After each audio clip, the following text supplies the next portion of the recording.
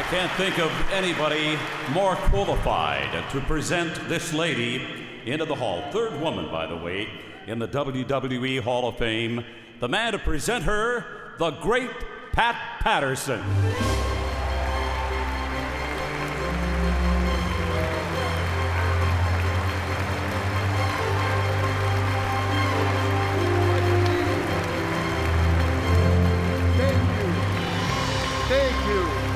Thank you. That's nice. Wow, what a thrill. Very exciting. Since Mae Young has been in the business for 68 years, I've had a lot of stories to tell tonight. But they told me I have to cut it down a little bit. So I went the short way. Actually, this is not the right one here. It says 3 double vodka tonic. That was from last night. Well, actually, it's an honor for me to be here tonight to induct Mae Young. I'll tell you what, all of you people that's been in the business, we all know how hard, how difficult it is to travel all these years. But when you're in the business for 68 years and still wanting it, Mae Young will never stop wanting the business. She told me this afternoon, my dream is to, when I turn 100 years old, I want to have a match in the ring.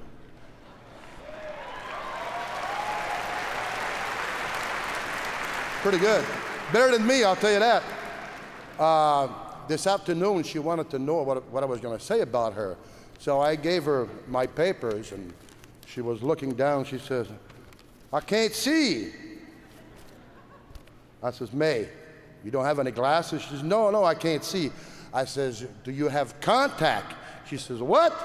I says, do you have contact? She says, well, I have a contact in Chicago, one in Miami, and one in Puerto Rico. I met Mae Young the first time in 1960 in Boston. I was just a young kid, about 18 years old. First time in America. I didn't speak any English. Then the wrestling promoter told me, tonight you're wrestling in Brockton, Massachusetts, and you're gonna ride with Mae Young. I had no idea who Mae Young was at the time. Here she comes pulling over to the office, and she had a brand new car. I get in the car, sit in the front seat, just the two of us. We're driving, and she goes, kid, smoke cigars? I said, no, I never smoked. Well, if you want to be a wrestler, you better start smoking cigar. She pulls out a cigar and she gives me a cigar. She pulls out a cigar, she lights it up. She lights my cigar, we're both smoking a cigar. Then we get to the building, and I was in the first match, I was in the preliminary match, and I was dying to see her wrestle. And took a shower real quick, went out into the arena, and when I saw her get into the ring, there was a tag team match, 4 girls. She looked like a star. She had a beautiful robe in those days. It was fantastic. And after the match, I was watching her work, and I'm saying to myself, I would never want to get in the ring with her. She was beating the living daylight out of those girls. I mean, she was rough.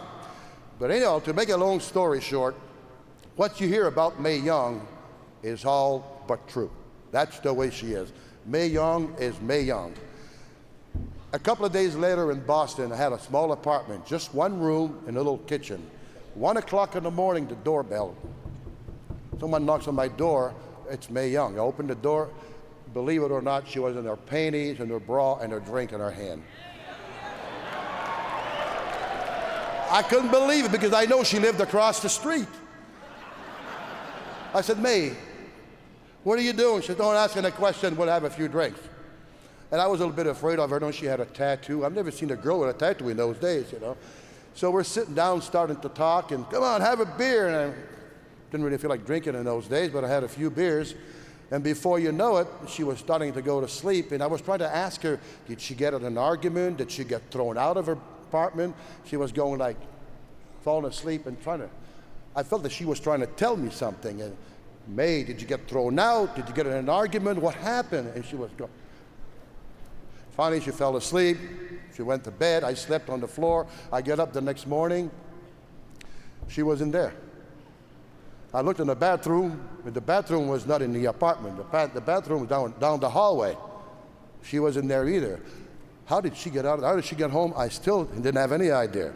I couldn't wait to see her, so I asked her. I said, May, when I saw her a couple of days later, I said, May, remember when you were at my house, you were drinking with me, and I asked you, how did you get across the street in your panties and your bra? Did you get thrown out? Did you get in a fight with somebody? I know you were trying to tell me something with your hands, but you just didn't say nothing. She says, I was too drunk to go like this, that's why.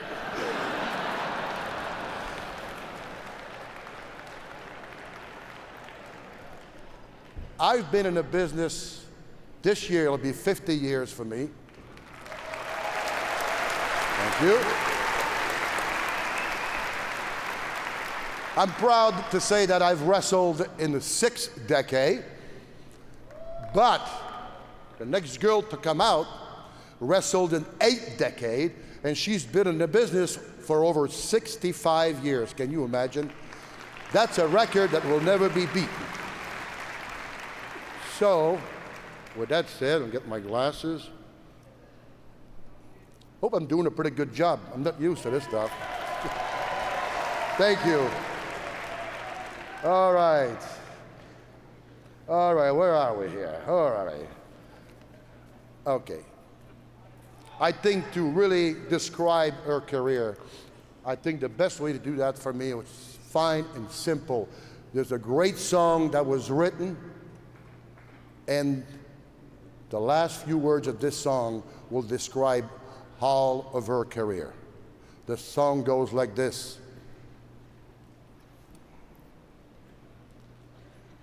Let me try to think of the words.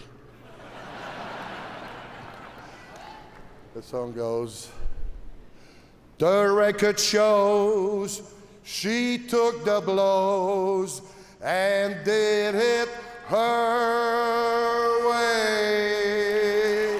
Mae Young, ladies and gentlemen, the one and only Mae Young.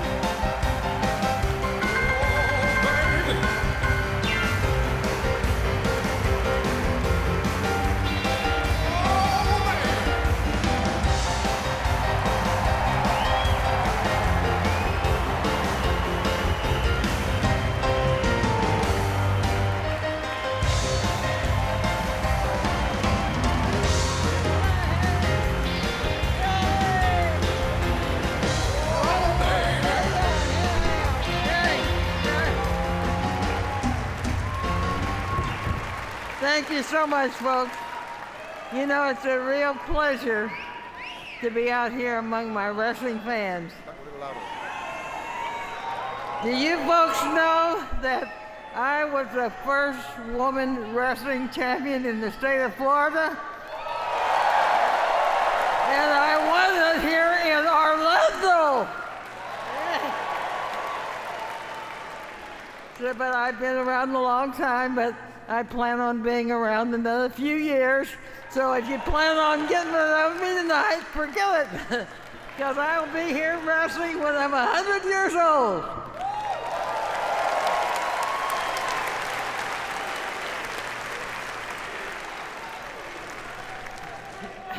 You know, I started wrestling, I was born and raised in Sand Springs, Oklahoma.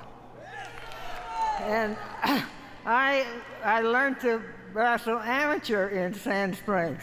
So I had never heard of women professional wrestlers, but one day I heard in Tulsa paper there was going to be a Women's World Championship match come to Tulsa, Oklahoma.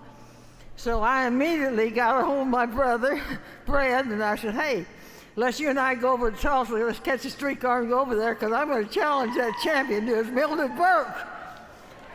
So I went over, Sam Avey, there was a promoter at that time, and I told Sam Avey, I said, Mr. Avey, I says, I want to challenge the world's champion, Mildred Burke. He says, you can't do that. He says, you've never wrestled a wrestling match. I said, yeah, but I can beat her. I can beat her. So Billy Wolf, who was Mildred Burke's manager at the time, he brought over, there was only 2 other girl wrestlers in the whole world. That was Gladys Killam Gillum and a girl by the name of Elvira Snodgrass. So I asked the wrestling coach in Sand Springs, I said, can we use the gym tomorrow? Because I says, I want to try out to be a professional wrestler. So he brought Killam Gillum over, and he put me in one corner, Gladys in another. So he rang the bell. I run over there, and as she charged at me like a bull, I snatched her, sidestepped her, snatched her, beat her down in just seconds. So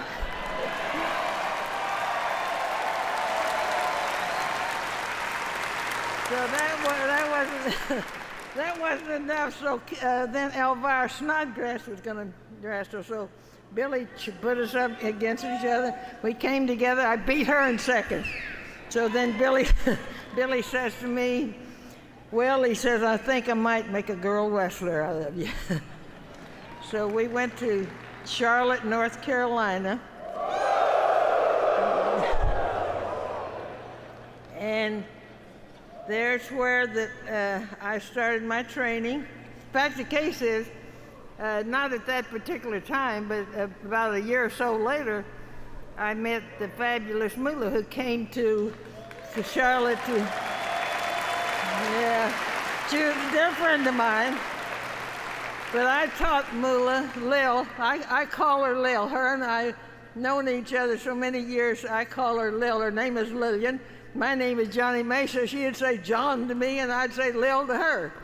So but anyway,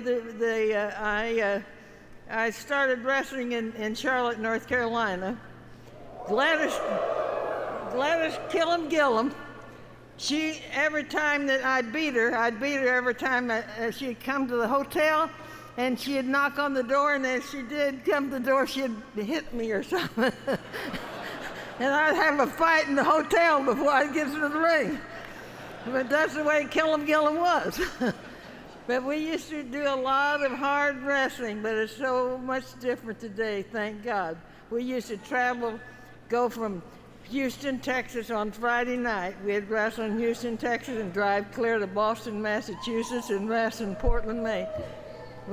I've been through the years. I've wrestled, but I still love it. I think it's the greatest thing in the world. And the greatest compliment I ever received was from a guy by the name of Ed Strangler Lewis. He was a world's champion for years. And he told me at the time that I met him, he says, you know, I don't like girl wrestlers, and he says, women should not be in the ring, they should be in the kitchen. But he says, after seeing you wrestle, he says, you was born to be a wrestler. And I believe that. Ed Strangler told me so.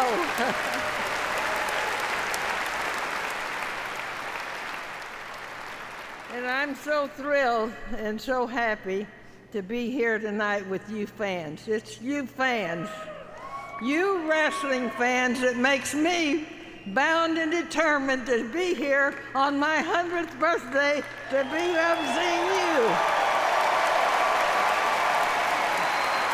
Thank you so much. I love you.